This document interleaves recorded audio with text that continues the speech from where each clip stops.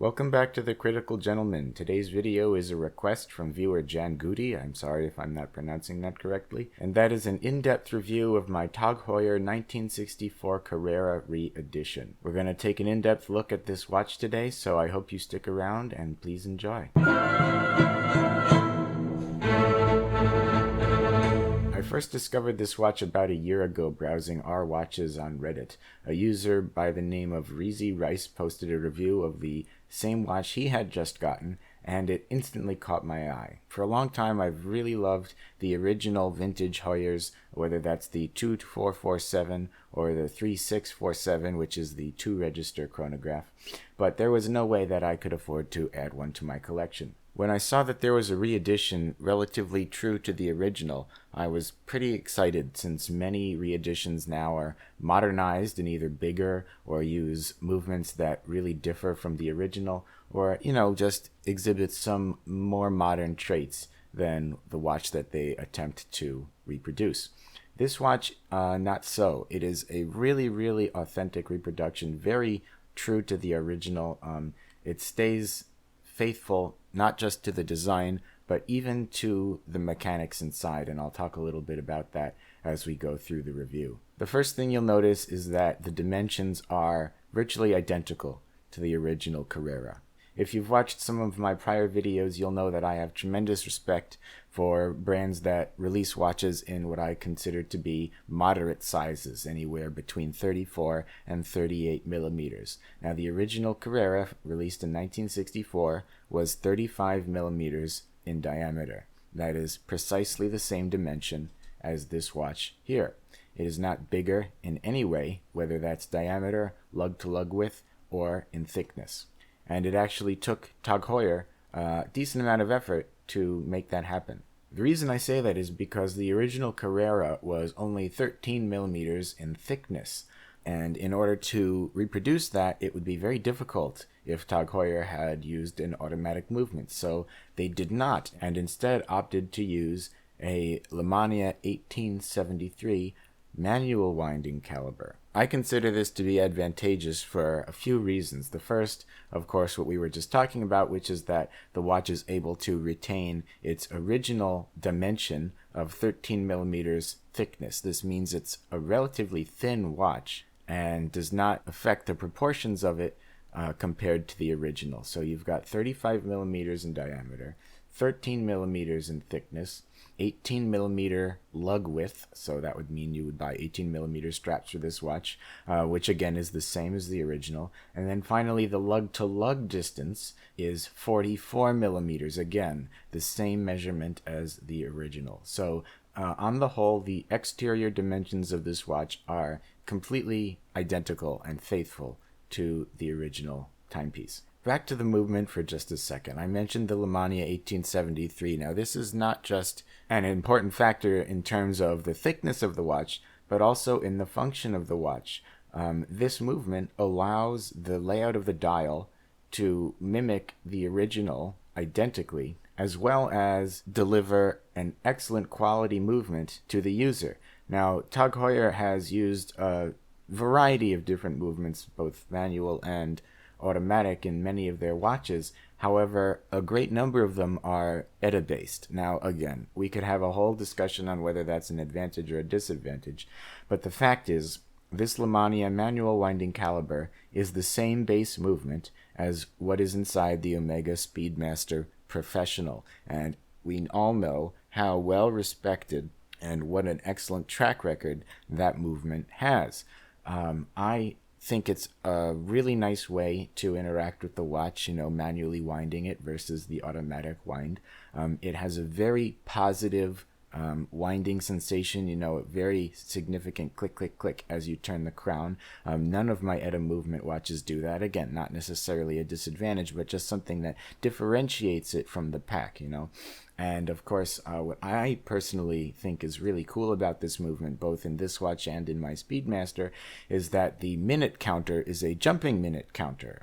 Not everybody knows this. I mean, if you have one, I guess you probably have noticed it, but otherwise, if I actuate the chronograph of this watch and wait for the second hand to tick around a full minute, you will see the minute hand advance very slightly in about the last 5 seconds, and then as soon as that second hand crosses the 12 o'clock marker, it's going to jump the minute. And that's just a feature of this movement, and I think it's a very neat one.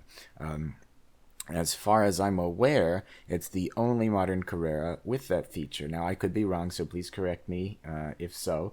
But I also had a newer Carrera. Unfortunately, I don't have that watch anymore. But that one did not. That one simply had a running minute counter that would advance, slowly, much like the timekeeping minute hand would. So in terms of authenticity to the original, it gets a 10 out of 10 for exterior dimensions, manual winding movement, the robustness and reliability of the movement.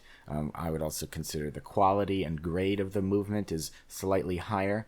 But in other ways, this watch is, I think, really wonderful is the fact that it respects the heritage tradition. You've got an acrylic crystal on top, so they did not update it to sapphire, which gives it a certain warmth and generally just a overall more vintage feel than if they had used glass or sapphire. Now let's talk about the differences between this watch and the original 1964. There are not many, but they certainly are worth talking about, and the first is the most obvious one. Now, I give props to TAG Heuer for not including the TAG Heuer logo on the dial and sticking just to the original Heuer logo. However, all the original Carreras also say the word Carrera on top of the logo here. You would see that word, and this watch omits that feature. I don't know exactly why they chose to do that. Perhaps just the one way to differentiate this watch from the original first executions for the sake of, the vintage collectors who TAG Heuer seems to believe have a problem with completely faithful reeditions. I personally disagree with that. I don't think that collectors of authentic vintage watches care whatsoever about how faithful the reeditions are, because frankly the reeditions do not affect the value of the original collectibles. I mean, the fact is that an original 2447 from 1964 is an antique. The supply will never increase even with the release of authentic reeditions. And in fact, TAG Heuer cited this as the reason that they made the new 2017 Octavia slightly different than the original. Even though they touted it as a faithful reedition, of course, it turns out that it's not. It's using an automatic caliber. It has a date window. It's much larger. The bezel is much wider. It uses sapphire crystal. So it's really almost not a reedition in any way, personally. And they said, well, we didn't want to create an identical copy for the sake of the collectors who have the originals. But again, reeditions rarely, if ever, affect the value of the originals. It's just a completely different market, a completely different customer base. It's not the same thing at all. Anyway, the lack of the word Carrera on the dial doesn't really bother me. In fact, I hardly notice it, but it is there. One other difference is the case back, and this is very small. The originals had nothing on the case back. It was just a brushed steel finish. This, of course, you can see has the Heuer logo, as well as the model number and the serial number of the watch. I think it's kind of neat. It is technically a difference between this and the original first execution, so worth noting. And then other than those two things, really the only change is in the movement. The original 2447 used the Valjoux 72 movement, I believe, and this of course has the Lavania 1873 since Valjoux 72 is no longer produced. I think in terms of substitutions, it was probably the best choice they could have made. So even though the differences are few and far between, they are present, but of course didn't stop me from purchasing this watch, and I would not discourage you from purchasing one either. This watch was available in 4 configurations. This one, of course, is my favorite, which is just the plain black dial and steel case. It also came with black dial and white sub-register rings. Some people call them Daytona rings. There's also a white dial and a salmon dial variety. And then finally, they have a white dial and solid 18-karat gold case reference that I've seen attempt to sell for about $3,500, but actually that sale got pulled from a forum, so I'm not sure if it ever really found a buyer.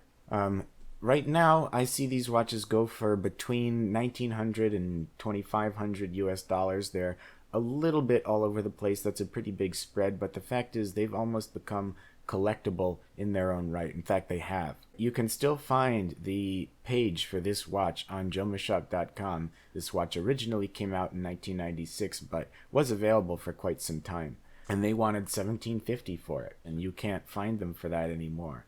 I had someone tell me once that it's just an adjustment for inflation, but that's not true. I mean, if you take any 90s to 2000s TAG Heuer and price it right now, it's going to be significantly lower than its new price. The fact that this watch is more expensive than what you could buy it for originally is a testament to how desirable it has become. And I think that is partly because the original 2447 and 3647 are now fetching over $5,000 a piece, depending on condition. You can find some more beat up models for around $3,000 or $4,000, but again, any vintage collector will tell you it's better to pay more for a pristine example than get a good deal on something that is not the greatest specimen and will probably be much more difficult to resell in the future. Anyway, that's my review of this watch. Please let me know if I left anything out, but I hope you enjoyed watching and found this informative, and certainly good luck if you try to find one yourself. They are still out there, plenty, but prices are pretty helter-skelter, so, be patient, find one for a decent price from a reputable seller, and send me a comment when you've got yours. Thanks again for watching. Please like and subscribe if you enjoyed this video, and come back tomorrow for Top 5 Friday. Thanks for watching The Critical Gentleman.